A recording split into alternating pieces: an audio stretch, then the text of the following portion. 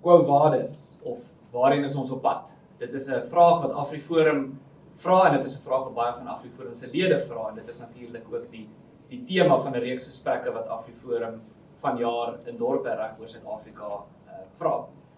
En ons is vandag hier, ons gesels regstreeks uit Tzaneen, ons het voorheen regstreeks uit Nelspruit gesels en voor dit regstreeks uit George uit. En die doel van hierdie reeks gesprekke is om te gesels oor iets waar daar nie baie gesels word in die nasionale publieke diskurs nie, en dit is spesifiek oor Afrikaners. Daar word baie gesprekke gevoer oor die toekoms van die land en die toekoms van verskeie gemeenskappe en die toekoms van verskeie kwessies. En 'n vraag wat nie op nasionale platforms gevra word nie, is maar wat van Afrikaners. So ons praat nie bloot oor ons as individue nie, as ons vanaand die vraag vra, is daar 'n toekoms vir Afrikaners? Dan vra ons nie, is daar 'n toekoms vir ons as individue om te kan voortgaan met ons besigheid waarmee ons ook al besig is nie. Ons vra die vraag of daar 'n toekoms is vir die kultuurgemeenskap, die Afrikaner of Afrikaners, soos dit bekend staan, of soos wat baie mense oor see dit ken, die boere, om die ligter term te gebruik. Nou, voor ek ons gaste bekendstel, ons gesels soos ek gesê het uit Tzaneen vanaand. Ek sit weer eens soos voorheen ook met my tabletrekenaar hier op my skoot, so ek gaan so hierdie gesprek onthou. As jy op YouTube kyk, as jy by die huis is en saam kyk of saam gesels, asseblief lewer kommentaar onder op hierdie video, sê vir ons wat jy dink en ons sal die kommentare monitor soos die gesprek aangaan. As jy spesifieke vrae het of opmerkings het, vra vir my of vir enige van die gaste, asseblief stel jou vraag en ons sal daarna kyk. Nou ons gaan vir die volgende uur omtrent gesels en soos ek gesê, die vraag wat ons vra is daar 'n toekoms vir Afrikaners? Nou, laat ek my gaste bekendstel. Saam met my hier vanaand is Flip Buys, wat die voorsitter is van die Solidariteit Beweging. Flip, baie welkom, dankie dat jy hier is. En Barend ook, wat 'n senior bestuurslid is by AfriForum, wat baie spesifiek ook met werk met die kwessies waaroor ons vanaand gaan gesels. So Barend ook, dankie. Miskien so inleiding, ek natuurlik is bevooroordeel as dit by Tzaneen kom, want ek het hier groot geword.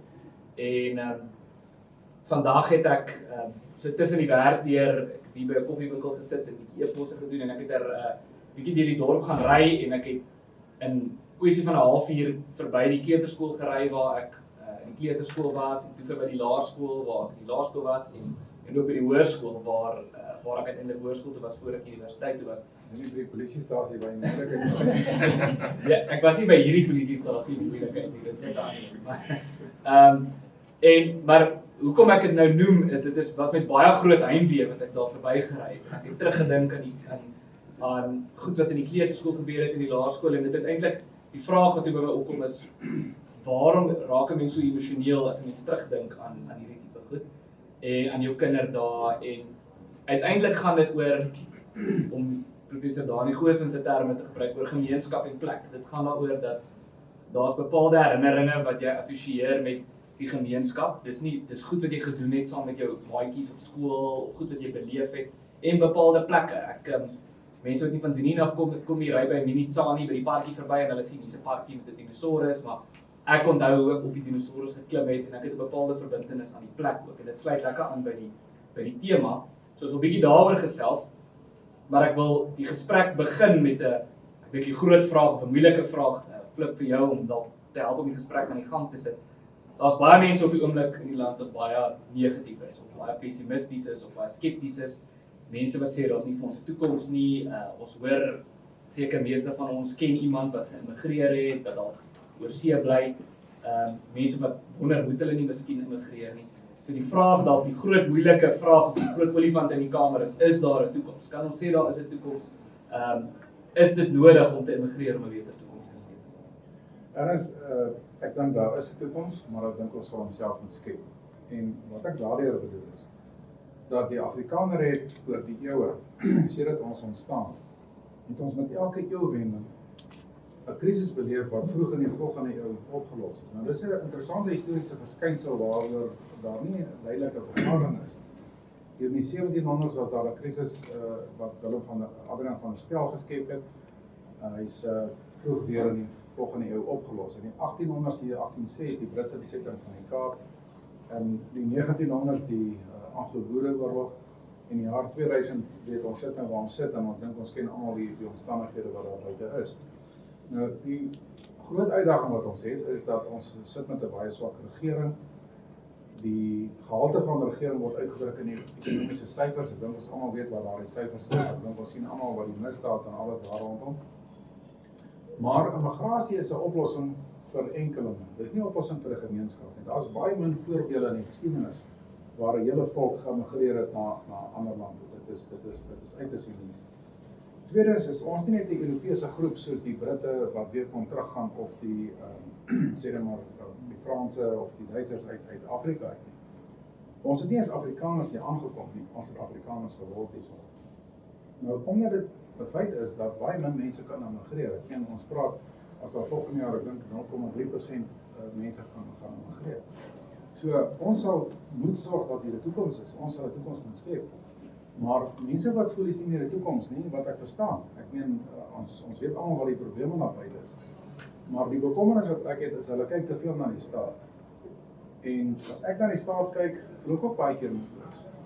Maar ons moet kyk na wat ons eie voorouers hier vermag het. Ons moet leer uit daai resepte uit. Al het die omstandighede verander, moet ons dit weer doen. Ons moet meer na onsself kyk, meer selfverantwoordelikheid neem as wat ons na die staat kyk. En dan daardie opsig glo ek hier is dit. Barend, ek wil vir jou vra, AfriForum is besig om hierdie land te toer op die oomblik met wat ons noem 'n ankerdorp padskou. Nou die ankerdorp padskou is nie iets wat sommer net gebeur het. Daar was eintlik 'n baie lang proses voor dit wat aanleiding daartoe gegee het. Veral navorsing wat deur die Solidariteit Navorsingsinstituut gedoen is oor demografiese neigings, ons gaan nou 'n bietjie daaroor gesels. Miskien kan jy net verduidelik wat is die ankerdorp padskou? Wat is 'n ankerdorp? Hoekom is AfriForum besig om dit te doen? En die rede natuurlik hoekom ek dit vra is dit hou verband met die vraag oor of daar 'n toekoms is vir Afrikaners. Dis reg, en waar die idee hoe ons op die naam gekom het van 'n ankerdorp eintlik is, dit het eintlik die eerste gedagte waar dit opgekom het is eintlik aan 'n winkelsentrum. Dit gaan dalk nou snaaks klink, maar in 'n winkelsentrum het jy die gewone opset is dat jy 'n klomp klein winkeltjies en jy het een groot ankerwinkel binne 'n winkelsentrum. En hoekom hulle dit 'n ankerwinkel noem is want die ankerwinkel bring die voete na die winkelsentrum toe en dan kan al die kleiner winkeltjies ook 'n bestaan maak omdat daar voete na die winkelsentrum toe kom. So met ander woorde, op 'n manier kan jy sê die ankerwinkel maak die winkelsentrum lewensvatbaar. Nou as mens kyk na die Suid-Afrikaanse, kom ons noem so oor Suid-Afrika kyk, dan kry jy in die veral plattelandse gebiede kry jy dieselfde verskynsel. Jy kry noem dit nou maar 'n groot streeksdorp. En as jy na die werklike omstandighede kyk, dan is dit so 'n groot streeksdorp wat eintlik 'n hele distrik lewensvatbaar maak. So 'n voorbeeld wat ek hou van om te gebruik is Bethlehem, net omdat dit nou amper soos 'n waawiel daar in die Oos-Vrystaat lê. Bethlehem is die groot streeksdorp in die Oos-Vrystaat en dan is daar 'n klomp klein dorpies rondom. Kestel, Roets, Clarence en so kan ons aangaan. En wat gebeur is die mense nog steeds bly daar mense op Kestel en Roets en so, maar daar's 'n groot klomp goed wat jy nie meer daar kan kry nie. Maar op Bethlehem kry jy nog groot voertuighandelaars, daar's nog goeie dokters, daar's 'n privaat hospitaal. En die realiteit is, en ons kan dalk nou 'n bietjie meer daaroor sê, maar die navorsing wat die Solidariteit Navorsingsinstituut gedoen het, wys dat Afrikaners is besig om te skuif. Hulle skuif na hierdie groter streeksdorpe toe, wat ons toe nou ankerdorpe genoem het, want ons die ander idee rondom die anker is dit anker eintlik die lewensvatbaarheid van daai hele gebied. So wat AfriForum doen met die ankerdorp padskou is ons gaan sê, daar is 'n tendens aan die gang. Mense is besig om te skuif na hierdie groter dorpe toe, waar dit nog beter gaan, en waar mens meer mense het, wat mense in 'n netwerk kan koppel, en as jy mense in 'n netwerk koppel, dan kan hulle self meer doen. En ons moet dan met ander woorde hierdie lewensvatbaarheidsplan ondersteun.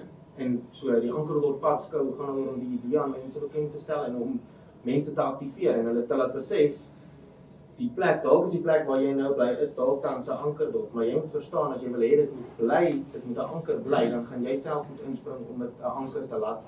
Flip, een van die grootste paradigma spronge wat Afrikaners moes maak na die oorgang in 1994 of noodgedwonge moes maak, was waarskynlik ons houding teenoor die staat, waar ons eintlik gewoond geraak het daaraan as Afrikaners dat onder die vorige bedeling ten minste, dat daar was 'n staat wat, ten minste as jy Afrikaner was, wat gesorg het en mense het vir die staat gewerk en daar was al die instellings wat hierdie staatsbedryf was en na 1994 het die dinge skielik verander.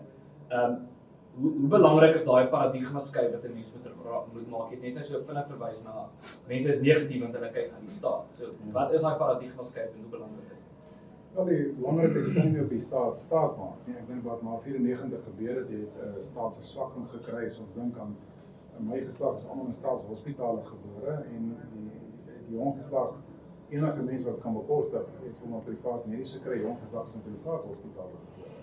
En dit kan jy kry op elke gebied, né? Veiligheidsgebied kry jy 'n verswakking van die polisie, jy weet mense het na die privaat sektor toe gegaan.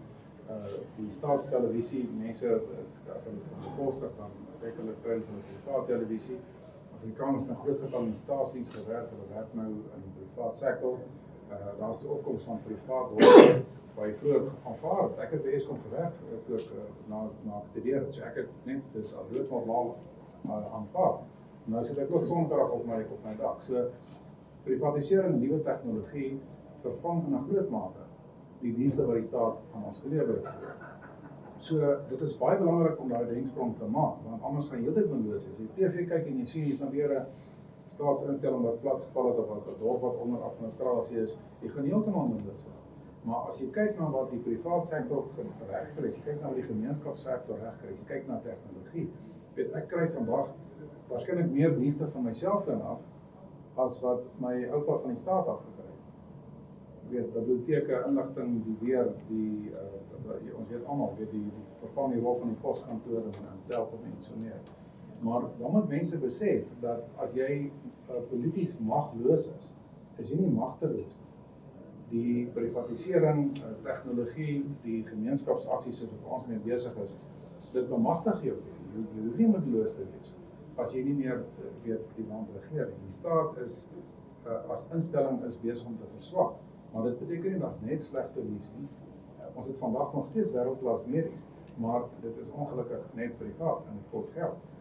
Maar daarom dink ek nog wat die toekoms betref, gaan jy dele in die land kry waar dit baie swakker gaan. Maar jy gaan nog steeds eilande van uitnemendheid kry, maar dit gaan privaat wees, privaat dorpe, privaat gebiede en so aan. En die nuwe tegnologie skep vir ons moontlikhede wat 20 jaar terug net nie daar gewees het. Ek wonder hoe gaan die staat oor 10 jaar belasting invoer, want mense gaan al meer met digitale geld begin werk, jy weet, en jy gaan nie meer daai hemelhoë belastings kan hê as jy die staat is. Die staat se magte word van bo af deur globalisering weggeknaag en van onder af deur privatisering. Nou van bo af mense daar by die graderingsagentskappe, staat kan nie meer, regering kan nie meer doen wat hulle wil. En van onder af, soos ek nou sê, deur al hierdie die mense privatiseer, die staat kan nie meer dit keer nie. Dat mense kry privaat sekuriteit, want hulle is bekommerd dat die polisie hulle nie gaan veilig hou nie. So hier ontstaan eintlik so 'n bietjie van 'n staat binne 'n staat en mense kan krities daaroor wees, maar dis 'n neiging wat nie gaan omdraai nie. En dit is ook iets wat my moed gee, want dit is ook waar ons oplossings lê. En hierdie eilande van uitnemendheid anders te organiseer jou oor. Ek wil 'n bietjie aansluit daarbey. Ek was so 3 jaar gelede by 'n besigheidskool het ek 'n kursus gedoen. Ek sal nou terwyl van die gesprek nie die skool se naam noem nie. Maar die sentiment daar op daardie stadium was taamlik sterk dat op daardie stadium was Jacob Zuma die president, dat ons het nou 'n swak president, maar sy termyn is amper verby. En dit lyk asof Cyril Ramaphosa die volgende president gaan word en hy verstaan daar hoe werk die dinge en die hele sentiment vandag praat hulle van die New Dawn, dat eintlik is ons wat Suid-Afrika met die Suid-Afrikaanse staat betref, ons het so 'n bietjie van 'n afwaartse kurwe gehad, maar ons gaan nou weer daar uitklim. Wat sê jou antwoord daarop? Wel, ek is verlig dat mens nie meer Akant meer Zuma se gesig op TV sien as president nie. Ek dink meer Ramaphosa as 'n rollige verbetering. Maar ek dink die mense onderskat die probleem. Ons het nie net 'n regeringsprobleem, ons het 'n bedelingsprobleem. In ander lande, kom ons van Brittanje, nee, ons weet almal die kookpot waaraan Brittanje is, jy weet amper nie wie regeer en wat daar aangaan. Maar dit gaan nog uitstekend goed in die land. Maar hulle het 'n regeringsprobleem, hulle het nie 'n bedelingsprobleem nie. Ons probleem is hier meer diep liggend. Ons sit eintlik met 'n totale Suid-Afrika is eintlik 'n landstreek, soos dis 'n geografiese term, dis Suid-Afrika, soos Wes-Afrika of Noord-Afrika of Wes-Europa of so. En eintlik is ons 'n klomp lande binne een land. Ek meen Suid-Afrika het eintlik kunsmatig in 1910 tot stand gekom toe die Britte nadat hulle almal in die land verskillende groepe onderwerp het, almal in een land saamgegooi het. So ons het eintlik 'n bietjie van Europa, ons het eintlik 'n bietjie van Afrika, selfs 'n bietjie van van die Midde-Ooste, het ons hierso. En ons het ten spyte daarvan het ons met 'n baie simplistiese meerderheidsbedeling het ons opgeëindig. En terwyl hoe meer uiteenlopende bevolking is, as jy kyk na Kanada, as jy kyk na België, Switserland is die beste voorbeeld. As jy nie 'n homogene bevolking het, jy kan nie 'n homogene politieke stel kry nie. Switserland bestaan uit Duitssprekers, Italianers en Franse, klein klompie Romaansprekers, en daarom het hulle 'n federasie. Dit is, maar ons het in 'n situasie, Gauteng is 'n goeie voorbeeld waar die ANC net meer as 50% van die mag van die stemme het, maar 100% van die mag. Meneer Lesofie, die MSc vir onderwys, besluit oor al die skole. En dit is hoekom, omdat Suid-Afrika nie 'n eenheidsbestel kan wees nie. Wat jy kry hierdie verbrokkeling van die land, en hierdie opkoms eintlik van federale ruimtes, of dit 'n privaat dorp is en of dit 'n privaat hospitaal is. Dis tekens dat die gesentraliseerde bedeling is nie besig om te werk nie. Maar dis nie 'n teken dat alles misluk nie. Dis net dat die land misluk nie. Dis 'n teken dat die gesentraliseerde bedeling begin verbrokkel. En dit is nie iets wat sommer net wat meer op 'n pos net weer kan regmaak. Ja. So as ons heel uitsluitlik van die regering afhanklik was, dan was ons in die moeilikheid waarin ons gedink het. As ons heel net van die regering afgaan, dan kom ek net daar. Ja. Barend, dit bring my nou by die vraag wat ek vir jou wil vra, en ek dink 'n oorhoofse kwessie wat belangrik is. Daar was nou gepraat oor homogeniteit en die tipe goed, maar daar sekere terme wat in ons woordeskat, vir mense se woordeskat baie algemeen is as goed wat kerndele van die komponente van die probleem is, of kernkomponente van die oplossing, goed soos menseregte, goed soos dienslewering, goed soos jou vryheid as individu, jy wil 'n besigheid begin, die tipe goed. Maar daar's 'n paar terme wat waarskynlik ook belangrik is, maar wat nie so baie gebruik word nie. Een daarvan is demografie. Ek dink baie mense weet nie wat dit noodwendig wat dit beteken of hoekom dit belangrik is nie. Dis iets waarmee jy nou, en dit sluit so 'n bietjie aan by die ankerdorp nie, maar hoekom is demografie iets waarvan mense moet kennis neem? Ek dink dalk is een van die maklikste maniere om dit te verduidelik is om 'n voorbeeld te gebruik. So ek het die voorreg gehad om so ruk terug 'n besoek aan Europa te doen, ons bietjie gekyk na die verskillende modelle van federalisme. En daar's 'n baie onbekende deeltjie in Europa vir meeste mense met die naam Suid-Tirol. Nou, Tirol het eintlik 'n baie lang geskiedenis, 'n baie ou geskiedenis. Dit is die deel aarde wat so oor die Alpe lê. En dit self is nogal 'n baie interessante ding. Dit is 'n vreemde verskynsel vir 'n spesifieke kultuurgemeenskap om bo oor 'n baie groot natuurlike hindernis te lê. Dis eintlik nogal uniek. In die Tirolers se geval is dit so, hulle lê so oor die Alpe, so noord van die Alpe en suid van die Alpe. En die storie van Suid-Tirol is dis Duitssprekende mense meestal, dat hulle na die Eerste Wêreldoorlog is Suid-Tirol weggeneem van Tirol, eintlik van Oostenryk, en 'n deel van Italië geword. So die Duitsers in Suid-Tirol is minder as 1% van die Italiaanse bevolking. Maar tog het Suid-Tirol vandag 'n groot mate van autonomie. En ek wil nou as jy nou met Suid-Afrikaanse brille daarna kyk, dan sê jy, hoe is dit moontlik dat daar mense wat minder as 1% van die land se bevolking is, nogal 'n groot mate van besluitnemingsmag het oor goed wat hulle raak? En eintlik is die antwoord dan ook verskriklik eenvoudig, want daar waar hulle bly, in Suid-Tirol, hulle is eintlik minder. Ek wil nou nie die syfernomie verkeerd sê, maar Die hoofstad is Bootsin en daar's al 100,000 mense. 300,000, dit is wat ek omtrent sê, né? Dit is behoorlik 300,000. Maar hulle is 'n autonome provinsie, maar want binne in daai gebied waar hulle bly, is hulle 'n meerderheid, is hulle 70%. En goed, natuurlik is daar ook 'n historiese aanloop en so, maar die realiteit is, dit is hulle demografiese konsentrasie wat dit vir hulle moontlik maak. En dit was werklik 'n belewenis om ons het die voorreg gehad om met verskillende lande se regeringsmodelle te doen te kry. So ons het bietjie gesels met die Belgiese model waar jy Vlaandere, Wallonië en Brussel het, en ons het die Duitsland is natuurlik ook 'n federasie, die Oostenryk is 'n federasie, en Suid-Tirol het nou hierdie unieke autonomie. En wat baie interessant is dat baie keer is die reëlings baie kompleks. Dis nie eenvoudig nie. Ons het baie geglimlag oor die reëlings in België, hoe kompleks dit is, want jy moet die hele tyd nou mense in ag neem. So jy moet dieselfde hoeveelheid Franssprekendes as Nederlandssprekendes of Vlamssprekendes hê, en dit is ingewikkelde prosesse. Maar dit werk. dit doen twee goed. Die een ding is dit sorg dat daar vrede is. Dit is ingewikkeld, maar daar's vrede. Die ouens beklei nie met mekaar nie gewelddadig minstens nie. En die ander ding is dat mense is tevrede want of oor sake wat regtig vir hulle belangrik is, het hulle besluitnemingsbevoegdheid. En dit is nou presies waar as ons praat van 'n ankerplan of eintlik 'n konsentrasieplan waar dit inkom. As jy in 'n gebied gekonsentreer is, as daar 'n klomp mense bymekaar is, dan is dit logies dat daar ruimte vir jou is. Dit is omdat jy daar is daar vir jou ruimte. En mense wat nou bekend is met klein plattelandse dorpies, dis so iets eenvoudig soos om 'n gemeente aan die gang te hou. Moet daar seker hoeveelheid mense wees, dan kan die gemeente aan die gang bly.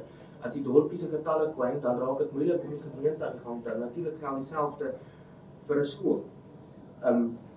En natuurlik as jy sê ons is verskillende kultuurgemeenskappe of taalgroepe wat in 'n gebied bly, dan kan jy nou dink dat jy sê jy kan tog nie eintlik aanspraak maak om meer te hê as wat daar vir jou is nie. Ek bedoel dit is logies as jy sê nou dit is logies as jy sê daar's genoeg van ons hier, so ons kan 'n skool volmaak, dan maak dit mos nou sin. Jy kan nie sê ons wil 'n hele skool hê en ons is 10.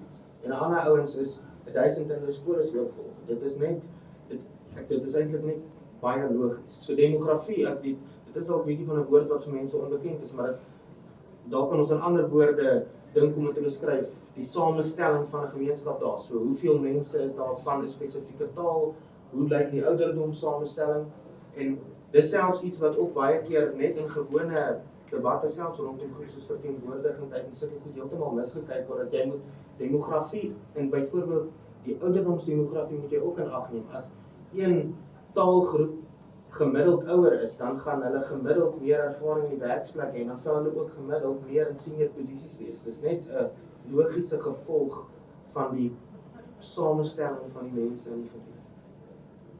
Flip dalk om aan te sluit daarbey, is ons, as ons nou praat van Afrikaners, is ons baie of is ons min? Weet, Ernst, ons probleem is nie ons klein getalle nie. Ons probleem is ons eie verspreiding. Daar's meer Afrikaners in die land hier, byna 3 miljoen. Daar is meer Afrikaners as die totale inwoners van groot lande soos Namibië, lande soos Botswana, lande soos Lesotho, maar ook as jy kyk na lande in Europa, meer as mense in Macedonië of Letland en Estland en so aan. So daar is ons probleem is nie ons klein getalle nie, maar ons probleem is ons eie verspreiding. Barend het die voorbeeld van Suid-Tirol genoem, daai Duitsers wat 0,6% van Italië se bevolking is, maar wat 90% selfbestuur het in Tirol is dit self. Suid-Tirol self. So Afrikaners is landwyd versprei. En die belangrikheid van demografie, die woord wat ek maar gebruik is maar bevolkingswerklikhede. Bevolkingswerklikhede is die basiese data van toekomsbeplanning. As jy 'n restaurant wil opsit of jy wil 'n vulstasie begin, dan kyk jy eers hoe lyk die demografie, waar bly die mense, gaan nie genoeg kliënte wees, waar ry hulle en so meer. As jy 'n huis wil koop, dan kyk jy eers na wat is die bevolkingssamenstelling daar. Jy gaan nie noodwendig 'n huis koop in 'n gebied waar jy glad nie gaan huis koop. Maar net so as ons hier op 'n makrovlak as jy beplanning doen, dan moet jy kyk na die demografiese werklikhede. En wat ons in Suid-Afrika sien, is dat vanweë ons eie verspreiding reg oor die land, het ons oral dieselfde probleem. Ons is oral word ons deur die ANC regeer. Ons sit oral met veiligheidsprobleme, ons sit oral met probleme van baie plattelandse dorpe wat verval. Ons het oral met probleme soos dat druk op ons skole, oral met BE, met affirmative action en die res, julle ken daai goed. Maar ons is nie geconcentreerd soos in Suid-Tirol. En dit is ook die rede, hierdie verspreiding en die bevolkingswerklikhede. Hoekom Afrikaners al hier van die vroeg 70's af begin weer met eers stadig begin migreer het na jou streeksdorpe en jou stede toe en nou met 'n nuwe groot trek besig is. Prof. Smit, wat die bekende demograaf, wat die rektor van Dinkies was, sy interrede het in 1974 reeds het hy gesê, die verskynsel dat mense begin trek vanaf baie klein dorpies na groter dorpe toe, na streeksdorpe toe, na die stede toe. En na 1994, ons weet almal wat gebeur het met die demografie en daar groot informele nedersettings, selfs plakkerskampe en so meer het rondom dorpe ontstaan. Misdaad het opgekom, al hierdie goed wat gebeur het. En so wat ons gesê het, en Barend het dit nou genoem, wat ons nou wil graag kyk, ons sê natuurlik glad nie mense moet trek nie, wat ons wel sê, as mense trek, moet 'n mens sorg dat jy hulle ondersteun met dienste waar jy kan. Dis hoekom ons kyk by die hele solidariteitsbeweging, sal ons byvoorbeeld kyk, waar moet jy die help aan aanpaklik fokus, waar moet jy vir akademia sentrums oopmaak, en jy kan dit net doen waar daar 'n ekonomie van skade is, maar daarmee is jy daai anker, waar dan die ander kleiner dorpe in die omgewing dan kan bystaan. Miskien om die vraag nou weer terug te trek na die gesprek van vroeër rondom weer internasionale uitkyk. Daar's baie maniere waarin Afrikaners vandag vergelyk kan word met byvoorbeeld die Jode.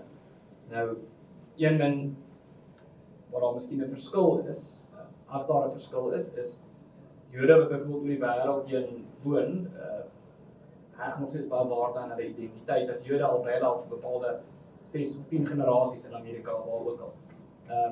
Daar's Afrikaners, daar's 'n diaspora, daar's mense reg oor die wêreld. Dit lyk of die neiging is as mense die land verlaat, dan Afrikaners ten minste assimileer vinniger met byvoorbeeld nou Australië of Amerika of waar ook al. Wat is die verskil daar tussen is daar 'n verskil in wat is die verskil tussen Afrikaners wat nie in Suid-Afrika woon nie teenoor Jode wat nie in Israel woon? Kyk, die Jode definieer hulle self nie as 'n kultuurgemeenskap soos ons nie. Hulle definieer hulle self as 'n godsdienstgemeenskap. En die Jode konsentreer ook baie sterk. As jy kyk in Suid-Afrika, is dit ongelooflik hoe sterk Jode gekonsentreer is in enkele voorstede van Johannesburg en enkele voorstede in die Kaap. Hulle is baie sterk gekonsentreer. Maar hulle organiseer rondom hulle sinagoge, rondom elke land het ook selfs Suid-Afrika die Joodse Raad, waar hulle dan almal verteenwoordig is. En ek dink die belangrikste verskil is daardie baie sterk godsdienstverskil by die Jode sover as moontlik binne hulle eie godsdienstgemeenskap dan trou, waar hulle selfs fokus, mense sê vir my in Sandton selfs vandag, op die Joodse vakansiedag, is daar groot maatskappye, baie bekende, genoteerde finansiële maatskappye, wat die dag baie min aangaan. Jy weet, want die kern van my poste word baie keer deur Joodse kundiges gevul. Maar ek sê weer, hulle is baie gekonsentreer, hulle is 'n religieuse gemeenskap, en ek dink dis waar die groot verskil is. Ons gaan nou bietjie opgesels ook as die vraag of kommentaar is. Barend, ons het nou oor demografie gepraat, is daar ander bepaalde struikelblokke wat veral in die rol wat jy speel by Afriforum, wat jy dink buite demografie, wat 'n mens in ag moet neem as 'n mens die vraag vra, maar is daar vir Afrikaners as 'n kultuurgemeenskap 'n toekoms? Ja, weer 'n storie. Ek het 'n goeie ou vriend en hy's baie bekommerd en hy's bepaald besorg oor sy veiligheid. En regtig hy's moedeloos. En ek is toe gelukkig is Afriforum betrokke toe in die dorp waar hy bly. En ek sê toe vir hom, raak betrokke by die gemeenskap, in sy geval spesifiek was hy nou besorg oor veiligheid van sy buurt, en ek sê vir hom, raak ook betrokke by die Afriforum buurt. Dit was vir my die ongelooflikste omwenteling, of een van die ongelooflikste wat ek nog in 'n mens sien gebeur het. Toe hy betrokke raak, en ek dink dis die ding, dan kom jy eintlik, en ek het vroeër daarna verwys, dan besef jy dat jy nie magteloos is. Jy is dalk magteloos, maar jy is nie magteloos nie. En dan besef jy, ek kan dit self doen. So ek dink ons enkele grootste uitdaging is om, jy het gepraat van die paradigma skuif, vir mense om net agter te kom, ek kan iets self doen. Jy hoef nie te wag vir iemand anders om dit te doen nie. Byvoorbeeld, en iemand anders wees soos byvoorbeeld die munisipaliteit. En ek dink dit is 'n belangrike ding om te verstaan. Dit is, as mens byvoorbeeld slaghalte regmaak, dit is iets wat Afriforum doen. Hier in Tzaneen gaan ons bietjie onder andere straatname weer bietjie mooi regwerk. Dan is dit natuurlik 'n baie goeie ding wat jy doen, want jy maak die gat reg, of jy sit weer die straatname op, so iemand wat vir 'n spesifieke straat soek, kan die straat kry. Maar ek dink amper die belangriker ding wat mens besig is om reg te kry, is vir mense dat hulle kan besef, maar ek kan self, en ek het mag, en dit is 'n baie positiewe mag, want dit is 'n mag wat die wêreld vir myself waar ek bly en leef, saam met my kinders en die mense waarvoor ek lief is in die ander dele van die gemeenskap, kan ek positief beïnvloed en beter maak? En die oomblik as dit gebeur, dan gebeur daar eintlik 'n wonderlike ding in 'n mens, want wat baie keer gebeur is as jy begin moed verloor en jy voel magteloos, wat baie keer gebeur, dan gaan isoleer jy jouself eintlik. Jy gaan maak 'n baie groot heining rondom jou huis en jy onttrek heeltemal en jy raak heeltemal onaktief. En ek dink eintlik dit kan jou in 'n plek kry waar jy sê wel ek is so geïsoleer hierso in my eie plek, ek kan nie sowel enige ander plek op aarde gaan bly waar ek dan maar in elk geval ook alleen gaan wees. So ek dink wat as ek moet sê die drie goed wat ek dink as hoe so kry die hoop terug benadering is vir my en dit is ook maar wat Afriforum doen. Ek dink die eerste ding is, en ons het nou verwys na waar ons vandaan kom in erfenis en voordat verwys na die krisisse wat ons elke keer oplos, kan ons eenvoudig nie ontken dat die een groot element daarvan is geloof. Mense doen hierdie goed in geloof, dis omdat jy glo daar was 'n geslag voor jou en daar kom weer 'n geslag na jou en die toekoms van die wêreld is nie in ons hande nie. Ons het 'n plig om te doen wat goed en reg is en daardie grondslag, ek dink daar's natuurlik 'n klomp goed. Ons werksetiek kom ook van daardie geloofsgrondslag af. Jy weet, jy werk nie vir jouself nie, jy werk asof jy vir die Here werk. Dis hoekom jy goeie werk doen al kyk niemand vir jou nie. Dit is so dis 'n baie positiewe ingesteldheid, maar dit bepaal ook dan hoe jy met ander mense werk. So die woorde wat ons gebruik, soos wat jy ook goed weet, wat kan jy altyd gebruik is, dan is jou benadering 'n benadering van wederwysige erkenning en respek. En dit is daai diep liggende waardes wat oor 'n baie lang tyd kom. En dit bepaal dan ook die etiek van hoe jy werk. Dit is hoe jy met mense werk. En as jy dan help jy op 'n meer menslike manier. Daar's 'n baie groot verskil om te help op 'n meer menslike manier of noem dit nou maar 'n goeie buurman manier. Dis baie anders as om te werk op 'n ag sies tog ek help jou want jy kan. En dit met ander woorde, dis nie die manier nie. Die manier is ons is hier in die plek, ons help mekaar want ons is meer menslik. Die tweede deel wat en die woord is dalk so 'n bietjie van 'n woord wat mense dalk ongemaklik kan laat voel is maar jy moet veg. Dalk is 'n ander woord as jy moet in die pad staan. So jy moet bietjie in die pad staan van agteruitgang. As jy sien daar's 'n en ek raak hom op prakties, daar's 'n waterlek in jou dorp, dan dit help nie sê ag hier is nou al weer 'n waterlek in die dorp en dan gaan gooi jy vir jouself iets om te drink. Jy sê jy kan die waterlek rapporteer as daar iets fout gaan, so dan staan jy ook maar in die pad van verandering. As jy sien die munisipaliteit is besig om iets droog te maak, dan moet jy werk om 'n bietjie hulle daaroor te gaan aanspreek. Daar is demokratiese prosesse waarvan ou gebruik moet maak. Daar's die mooi Afrikaans daarvoor is die geïntegreerde ontwikkelingsplan proses. Meeste mense sal dit dalk ken as die IDP, die Integrated Development Plan van 'n dorp. Dit is die geleentheid wat jy het om te gaan sê. Die owerheid kom sê vir jou, ons beplan om die geld wat jy opbetaal so aan te wend. En dit is jou geleentheid om te kom sê nee, maar hoor jy ons identifiseer hierdie probleme. Dit gaan omtrent soveel en soveel kos om dit reg te maak. En dan is die deel wat bykom is die boudeel. En die boudeel is veral die deel waar jy self inkom. Dit is waar jy self besluit, jy staan bietjie vroeër op of jy ry bietjie later, jy ry 'n patrollie om die gemeenskap veilig te hou, jy maak slaggat reg. So, as ek dit kan opsom, dan is dit sê jy kan dit self doen en ek kan jou waarborg, dit gaan jou beter laat voel, want jy gaan agterkom, jy kan iets doen, jy kan dit beter maak, jy is nie magteloos nie. En dan kan mense dalk opsom en as mense dit in een sin dalk moet sê is veg en bou en geloof. Dit is waar ons besig. Die aansluit. Ek weet aansluit een van die as jy die geskiedenis ken van Suid-Afrika, dan is tegniese colleges deur groot maatskappye soos die ou Escort gebou of deur die stad. Dit was die model waar mense groot geword het. Ek het nooit gehoor dat op 'n ander manier werk nie. En na 94 toe die tegniese opleidingsstelsel met baie swak begin gaan, het ons al meer agtergekom, jong mense begin ons kontak sê, waar kan my kind opleiding kry, wil sê nou maar ambagsman word of so. En so ons het nadat ons alle planne probeer het, baie gesprekke met die owerhede gehad, baie gekyk of ons nie vennootskappe met die staatse colleges kan gaan nie, met groot maatskappye se colleges nie. Ons heel laaste plan, ons geen ander uitweg gehad het nie, dat ons gesê het, maar kom ons bou ons eie tegniese college. Nou, dat is niks duurder as 'n tegniese college nie, omdat tegniese opleiding is 2 maal duurder as teoretiese opleiding. En ons het toe by solidariteit begin om te sê, maar kom ons sit R10 elke lid se lede geld. En ons het met die lede landwyd gepraat in Swart en ons het nou oor die 100 miljoen spandeer aan ons college en die grootste enkele skenking wat ons nog gekry het was R10. Maar dit is maandeliks R10. En toe die mense sien maar jy kan self 'n college bou. Het dit tot soveel energie gelei dat mense het gesê maar kom ons pak ander projekte aan. En toe die universiteite nou so begin weer transformeer in die konflik op die universiteite wat ons almal weet wat daar gebeur het 'n paar jaar gelede. Toe het ons gesê maar ons wil 'n privaat universiteit bou. En daar was mense wat gesê het, maar jy kan nie 'n privaat universiteit bou nie. Daar's nog net staatsuniversiteite en nie so aanslaan. Maar ons het gesê maar kyk na Amerika. Harvard is privaat, dis die top universiteit in die wêreld. Stanford is privaat, Princeton is privaat, Caltech is privaat. Die top omtrent 6 of 7 van die top universiteite in die wêreld is privaat. Die uitsondering van Oxford en Cambridge en so.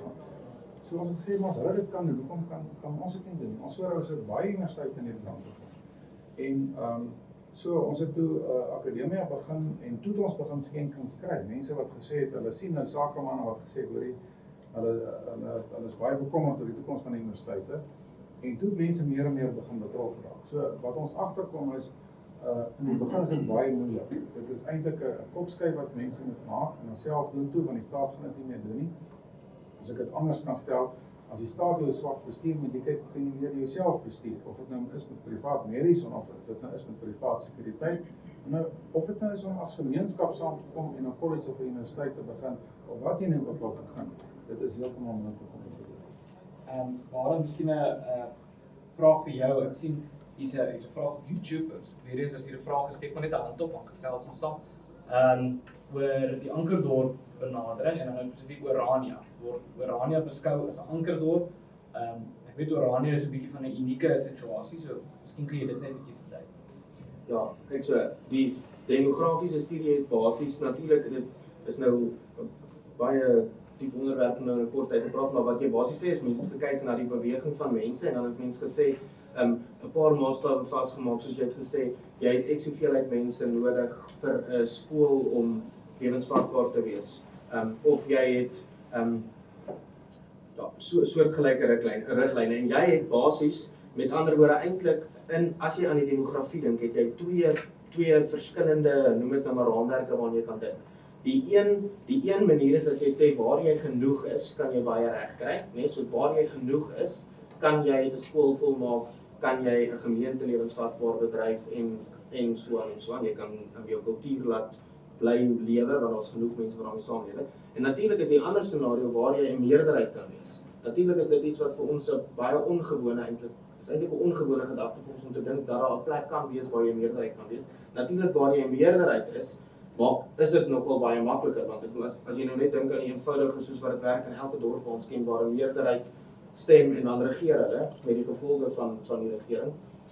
Is die twee benaderings wat daar met ander woorde gevolg is in die demografiese studie is waar is mens genoeg of kan mens genoeg wees of is ons besig om genoeg te word of genoeg te bly om te investeer om dit sinvol te maak. Iets soos 'n ouer huis te bou, iets ook hoe jy kan daar moet genoeg mense daarvoor wees en die ander plek is maar waar kan ons 'n meerderheid wees waar jy baie meer insake het.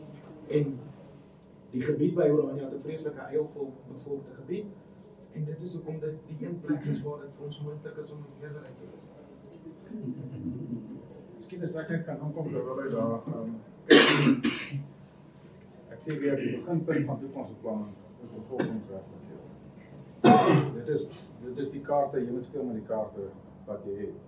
Nou, as jy kyk na wat die Jode gedoen het, ek het met 'n groep Joodse sakemanne gepraat, ek het nou gevra oor die Jode en het ek in Johannesburg eendag gepraat en ek vra toe vir hulle maar weet hulle Jode is nou geskiedenis van vervolging oor die wêreld, hulle het nou geskiedenis van ken almal geskiedenis. Ek sê, maar hoe kan ek oorleef oor al die eeue?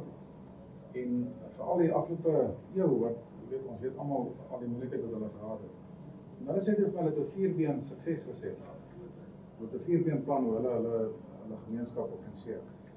Wat nog of my interessant was wat ons baie kan leer. Die eerste been is persoonlike verantwoordelikheid. Jy moet verantwoordelikheid vat vir jouself, jou gesin, vir hulle onderwys en opleiding en so meer. As jy nie vir jouself verantwoordelikheid vat nie, word jy 'n las op die gemeenskap. Die tweede punt wat hulle sê is gemeenskapsverantwoordelikheid. Hulle sê vir hulle is ervare sakemanne, maar hulle gemeenskapsgeld gaan na hulle eie Joodse oudhuise toe en Joodse projekte toe in die gebiede waar hulle gekonsentreer is.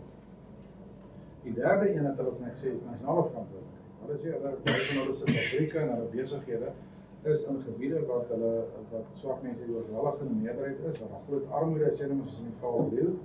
En hulle moet daardie mense help. So kyk dat hulle die kleuterskole help, die skole help, hulle vat hulle vakleerlinge uit daardie gebiede uit, hulle gee vir die mense die toppresteerders gee hulle beurse, hulle help die dorp se dienste en so aan. So hulle omgewing help hulle om suksesvol te wees.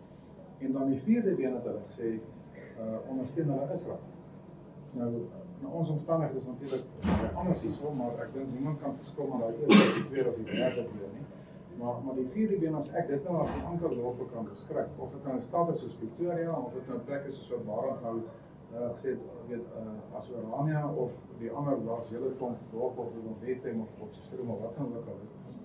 Die punt is net, as jy alles probeer bou, gaan jy alles verloor. En probeer, kom ons kyk, daardie gebiede wat die mense self kies om na toe te trek, kyk of jy hulle kan help om suksesvol te word, en om dan van daai anker af, dan uit te reik en te help waar jy kan in die klein dorpe, soos wat Afrikaner besig om te doen hierso op Tzaneen self. Ja. Hier is 'n vraag op nog 'n vraag op YouTube oor onderwys. Ek gaan nou daarby uitkom, maar miskien net weer eens moet so 'n klein bietjie terug te trek. Ons praat nou oor 'n bepaalde kultuurgemeenskap en wat moet gedoen word vir die kultuurgemeenskap om te oorleef.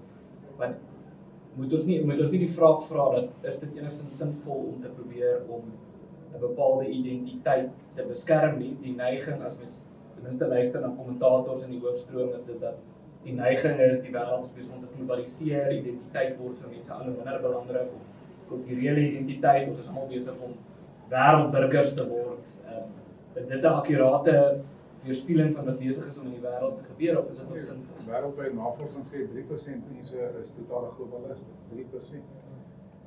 En identiteit word baie meer belangrik wêreldwyd. Nie net in die Weste nie, as jy kyk na die Chinese wat nie meer bereid is om voorgeskryf te word deur die Weste nie, die Japanners, die Indiërs, die Russe, Afrika, die moslems. Ek meen, identiteit is net wie mens is. En hiermee praat ek nie van emosionele dinge soos eerder wat vlag swaai vir jou volkslied sing of sulke goed nie. Dis die manier hoe jy leef. En daar's min Afrikaners om 'n voorbeeld te noem wat ek ken wat vandag sal weet hulle sal sê net maar in die middestad van Johannesburg of Pretoria bly. Hulle voel tuis daar. Daar's baie min Afrikaners wat in die middestad van Pretoria waar sê net maar die een van die kampusse van die Universiteit van Tegnologie van dit is. Hulle sal nie hulle kinders daar inskryf. Daar's baie min wat hulle kinders sal inskryf by 'n skool wat daar in die middestad is, né? Of by 'n kollege wat daar sogenaamde TVET colleges wat daar in die middestad is. Mense is geneig om saam te groepeer. As jy kyk na 'n taalkaart van Soweto, dan sien jy as jy van buite af kyk, dan lyk Soweto swart. As jy na die nuutste bevolkingssensus kyk en jy kyk na 'n taalkaart, dan sien jy dat 'n geweldige konsentrasie van Zulu mense in 'n bepaalde gebied, Tswana mense in 'n bepaalde gebied, Wena mense in 'n bepaalde gebied. Dis net hoe dit is en ek dink dis wêreldwyd so. Barend, ons het nou so 'n bietjie oor kultuur gesels en die mense is geneig om as hulle die woord kultuur hoor, veral weens die assosiasie met die term kultuur wat in skole dikwels gebruik word, dan dink mense aan goed soos musiek en in 'n skoolkonteks goed soos redenaarskompetisies en die tipe goed. Is dit wat kultuur is? Of wat is, jy hoef nie 'n definisie te gee nie, maar wat is kultuur? Dit is deel van kultuur. Dis nie alles wat kultuur is nie. Ek het ook nou nog gepraat het ek vinnig verwys na een van die dinge wat vir ons belangrik is ons geloofserfenis. En so kultuur het baie kom ons noem 'n ander woord daarvoor is dalk jou unieke benadering. En Flip het nou genoem dit is hoe jy leef en dit is hoe jy dink. En as mens nou die voorreg het om so 'n bietjie deur die wêreld te gaan, dan kan mens die effek daarvan kan jy dit word vir jou sigbaar. En dit is selfs in die snaakste goedjies sigbaar as jy deur Engeland ry tot in Skotland, dan lyk die Britse plaashuise. Dit lyk anders as die huisies wat sy in Skotland gebou het. En dit is nou weer die unieke argitektuur is nou een manier hoe dit uitkom. Nederland het vir my 'n pragtige argitektuur. Duitsland het ook, maar dit is eenvoudig nie dieselfde nie. En ek dink dit is as ek moes koud kyk, hoekom is dit nodig om kulture te laat oorleef? Dan is dit vir my soos enige goeie besigheidsman wat ek kom ook nou uit 'n ingenieursomgewing. So as jy oplossings ontwikkel, dan kry jy mense met verskillende benaderings van verskillende dissiplines kry om 'n tafel en jy probeer die beste moontlike oplossing ontwikkel.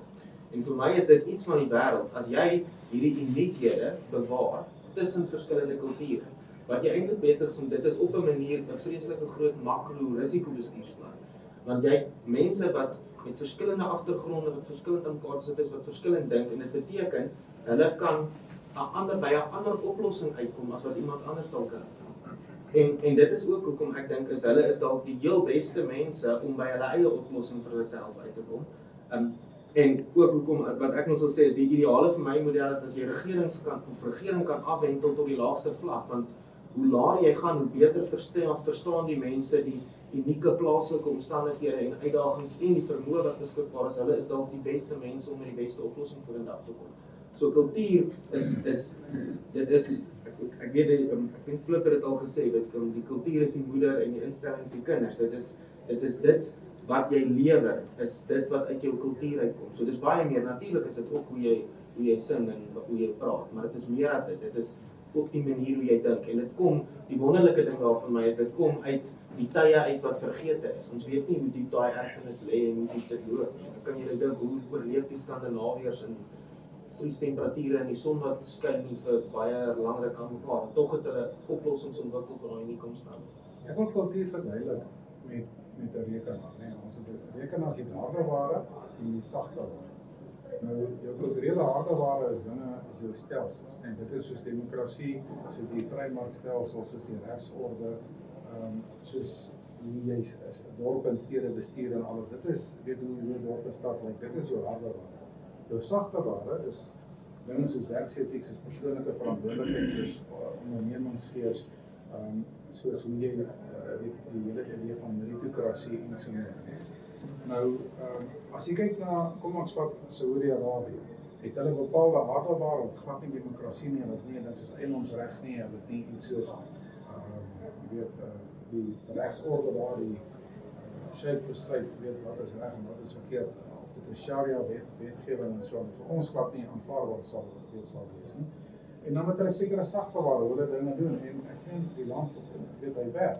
As jy kyk na Japan, as jy kyk na China, as jy kyk na die Russe, daar is sekere hardeware maar sekere sagteware. Nou is dit so vanweë die westerse mag, westerse oorheersing vir 500 jaar, het baie van hierdie ander kulture het dele van die westerse harde en sagteware het hulle oorgevat. As jy kyk na die Chinese, het byvoorbeeld die westerse vrymarkstelsel oorgevat, die kapitalisme, maar nie die demokrasie nie die regsorde nie eiendomsreg nie. As jy kyk na Indië, dan het hulle byvoorbeeld die westerse demokrasie oorgevat en hulle begin nou die westerse kapitalisme begin hulle nou oorgevat, maar hulle het byvoorbeeld plat nie eiendomsreg. As jy kyk na die Russe, het hulle oppervlakkig beskou die demokrasie oorgevat, maar almal weet voor dit nie Putin gaan wen. Hulle het so 'n bietjie van die kapitalisme oorgevat, maar die oppergesag van die reg en die regsorde en hierdie goed is en die privaat besit is net nie daar nie. Ook nie die sagteware nie. Daar is nie die ondernemerskap, daar is glad nie, ek meen die hele Rusland van 150 miljoen mense, sy ekonomie is so groot soos Australië met omtrent 26 miljoen mense. Jy weet nie daai ondernemerskap nie. En in Suid-Afrika sit jy met die probleem van verskillende kulture met verskillende harde en verskillende sagteware. En daarom probeer die ANC die kapitalisme eintlik so inrig soos wat hulle dit graag wil. En hulle probeer eiendomsreg vir water, hulle probeer die oppergesag van die reg vir water deur byvoorbeeld die grondwet te verander. Hulle probeer die kapitalisme verander deur middel van sê net maar BE en so aan en so aan. Hulle probeer die sagteware soos meriete en aanstellings vir water deur affirmative action. So hulle probeer eintlik die westerse stelsels probeer hulle aanpas by hulle manier van doen. En dit is hoekom daar baie keer 'n bietjie botsing tussen beskouwings of 'n konflik tussen kulture. Ons spring nou so 'n bietjie van ons raak ons aan verskillende onderwerpe wat hiermee verband hou. Ek sien nou as 'n vraag oor onderwys. Ons het al 'n gesprek spesifiek oor onderwys gehad na Barend. Miskien moet ons tog iets oor onderwys sê in hierdie gesprek. Net vanuit 'n breër beginsel uit. Die vraag word gevra oor die skole, die Afrikaanse skole wat vandag nog bestaan. Daar's bepaalde druk wat op die skole toegepas word. Is die antwoord om te sê ons moet hierdie skole, die Afrikaanse skole ondersteun? Is die antwoord om te sê ons moet privaat gaan of is dit 'n kombinasie van die twee? Ek dink die regte antwoord is om te sê dis 'n kombinasie van die twee. Dis maar Afriforum se veg en bou. So natuurlik En ons is bevoorreg aan as jy Afrikaans praat dan jy die voorreg daaraan nog 'n ongelooflike klomp baie goeie openbare Afrikaanse skole is. En ek dink natuurlik dit is jou volste reg en ook jou plig om te stoei met die owerheid om te sorg dat daai skole goed bly en Afrikaans bly, want natuurlik jy hoef nie baie ver navorsing te doen om agter te kom dat dit is absoluut die beste vir kinders om in hulle moedertaal te leer nie. Ons weet dit is bewys dat een van Afrika se groot probleme is juist die gebrek aan moedertaalonderrig. Dit is hoekom ons sukkel om ontwikkeling in Afrika te kry. So dit is absoluut reg om te stoei vir jou skool wat jy nou het wat 'n openbare skool is. Natuurlik as jy demografie dit wil ondersteun, dan is dit maklik. As jy kom ons vat 'n maklike voorbeeld, as jy in Pretoria is, daar bly duisende Afrikaners daar. Ek dink daar bly hier 500,000 Afrikaners op in Pretoria, né? Dit beteken daar's baie Afrikaners. Ek dink nie daar's dalk nie eens genoeg Afrikaanse skole en jy kan nie skool volmaak. So dit is jy hoef nie met iemand 'n argument te voer of jy besig is met iets onbilliks dat hierdie skool Afrikaans is, want hy's Afrikaans en hy's vol. En dan kom ons eintlik weer 'n bietjie terug na die hele demografiese argument toe. Natuurlik steun ons ook die idee van om jou eie privaat skole te bou. Ek kan nou persoonlik daar kan sê my kindertjies is in 'n privaat enkel medium Afrikaanse skool, want daar's bietjie meer buigsaamheid. So die skool kan unieke goed doen soos hulle kan gaan lesse leer in Finland en hulle kan 'n skoolmodel implementeer wat nie die Finse model is nie, maar 'n aangepaste model. So ek dink die regte antwoord is om te sê doen nie een sonder om die ander een aan te Om ek wil ons gesprek nou so einde se kant toe laat staan dat ons bietjie prakties praat. So ons sit nou hier in Tzaneen. Daar's mense wat nou kyk na die gesprek in dorpe sit wat op 'n of ander manier dieselfde is as Tzaneen of wat anders is as Tzaneen. So ons kan ook net praat oor 'n groter prentjie, maar vereers op 'n plaaslike vlak. As ons sê daar is 'n toekoms, maar as dit van die staat afhang dan moet ons weer onthuil. Maar gelukkig hang dit nie so baie van die staat af soos wat ons geneig is om te dink. Maar nou is die vraag vir iemand wat in 'n plaaslike gemeenskap byvoorbeeld in 'n plattelandse dorp sit, wat moet hulle doen? Hulle moet besig raak. Dis wat hulle moet doen. So as daar nie 'n Afriforum tak is nie, kry 'n paar mense bymekaar. Afriforum tak is 'n voorbeeld. As ons na die maatskaplike kant binne die solidariteit beweging kyk, dan kan jy natuurlik betrokke raak by die helpende handtak as jou hart vir maatskaplike sake is. Maar die kort en die lank is die manier hoe ons goed gaan regkry is as jy moet jou moue oprol en jy moet die goed self doen. Ons is bevoorreg. Ek dink Afriforum het vandag 123,000 lede oorgesteek. Dis 'n ongelooflike 223, wat het ek nou gesê? Ja, 223, wat ek het weer sê. En dis dieselfde ding. Flip het nou gepraat van die R10. Dis presies dieselfde model. Dis die eintlik nogal klein bydrae. As ek in Europa is, dan sê ek altyd vir mense dis 2 koppies koffie.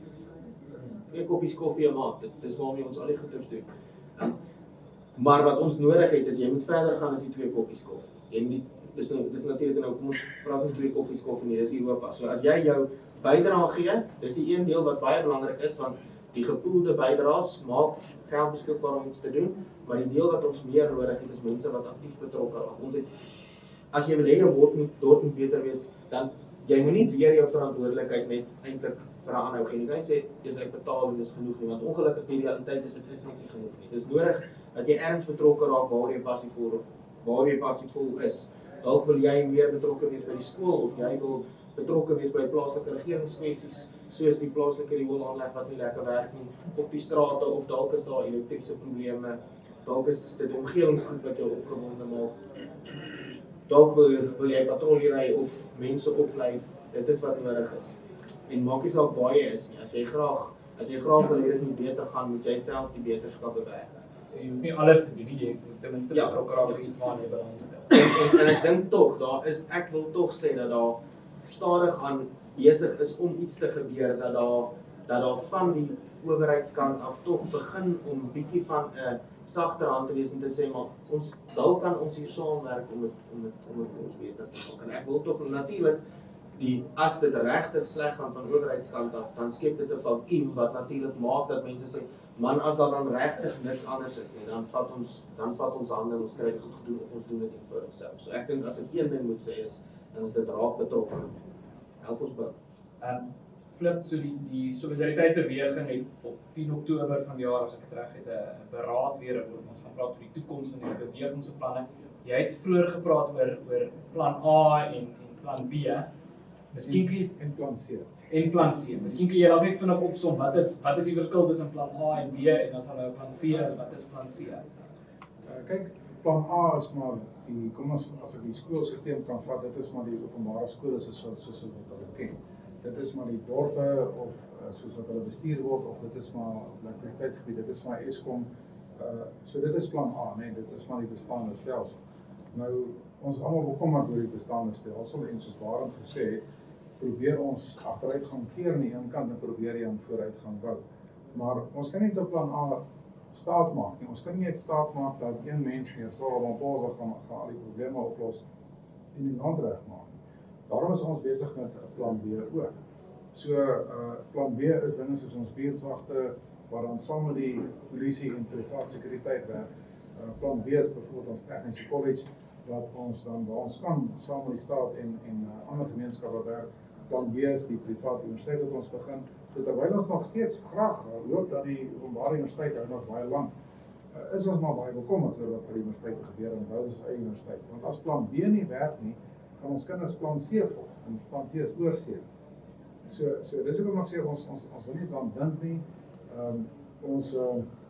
Ons probeer plan A waar ons kan probeer ons help, maar ons moet baie vinnig en baie groot aan plan B bou. Anders gaan ons kinders, as plan A nie werk nie, en plan B word stadig uitgevoer, gaan ons kinders plan C doen. Miskien so net ter afsluiting, so ek dink die oorhoofse tema is, ons gaan moet eienaarskap neem en self iets doen, maar iemand wat net pessimisties daarna kyk, of iemand wat skepties is, kan sê, maar wat help dit in elk geval? Die regering het die mag. Ons doen nou maar hierdie goed, maar die regering gaan ons nou net keer om te doen, of hulle kan in elk geval besluit wat te gebeur. So jy het so 'n bietjie gepraat net nou oor die regering se mag wat dalk bietjie minder is as wat mense dink, en term wat deesdae gebruik word is die idee dat dit staatsbestand moet wees. Is dit prakties vandag om te sê jy maak jouself staatsbestand, of is dit eintlik maar 'n pypdroom? Ja, as ek dit op twee bene kan sê, die ene staatsbestand, ons moet meer staatsbestand word, as jy besigheid het en besigheid meer staatsbestand maak, en punt B is dan meer selfstandig. Nou, die staat kan jy nie keer om jou eie sonkrag te gebruik nie. Die staat kan jy nie keer om privaat sekuriteit te gebruik nie en so nie. Ek dink ook ons moet altyd dink die staat steun ons. Ek dink net dat hierdie tipe goed is normaal. Ek meen, ek wonder of daar een minister in die ANC is wat staatshospitaal toe gaan of wat net van die staat gebruik maak. Ek dink hulle is ook maar allemaal met privaat goed besig en dit is maar plan B. As ek dit privatisering plan B kan opspreek, maar ons moet minder dan dink waarvoor gaan ons alles toestemming kry. En meer dink hoe gaan ons na dit erkenning kry vir dit wat ons gedoen het. Ek dink op daai noot kan ons gesprek afsluit. So Flip en Barend, baie dankie vir julle tyd. Dankie dat julle ook die moeite gedoen het om hierheen te ry, dat ons hier kan gesels uit Tzaneen. Dankie ook vir mense wat gekyk het en deelgeneem het op sosiale media op YouTube. Ons gaan die videoetjie oplaai. En ons sal ook om in stukkies deel, en ons sal om in korter deeltjies ook deel, dat dit makliker is om te deel. En dankie ook aan almal wat uitgekom het. Ons het so lekker gesels nou voor die tyd en ek seker ons sal nog lekker kuier vanaand. So van ons kant af baie dankie.